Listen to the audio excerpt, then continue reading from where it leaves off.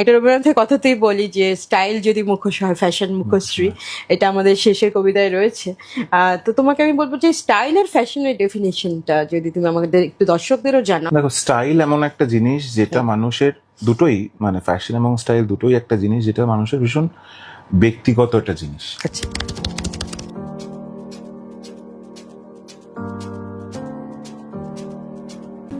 কারণ fashion is something which is accessorising you.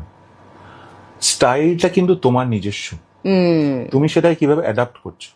ধরো তুমি একটা শাড়ি কিনেছো, দ্যাটস আ ফ্যাশন স্টেটমেন্ট, আচ্ছা বাট সেটাকে তুমি কিভাবে স্টাইল করবে, দ্যাটস ইউর পার্সোনাল স্টাইল।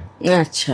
তুমি অ্যাজ আ পার্সন, তোমার যে অরাটা বা তোমার যে চরিত্র, সেটা কিন্তু তোমার স্টাইলে তোমার ঠিক রিফ্লেক্ট হয়। ঠিক তুমি যেটা একটা মানুষকে যখন আমরা দেখি, তার কিন্তু ফার্স্ট আমরা তার বাহিরটা দেখি, একদম। তার একটা অ্যাপিয়ারেন্স, তার কিন্তু আমার কাছে ফার্স্ট একটা জিনিস, সেটা কিন্তু তার নিজস্ব স্টাইল।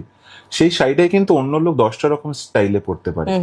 সেই ইন্ডিভিজুয়ালিটিটা ইজ দের ওন স্টাইল, এবং এই ইন্ডিভিজুয়াল স্টাইল স্টেটমেন্টটাই কিন্তু সবার থাকা উচিত আমার বলে আমার মনে হয়।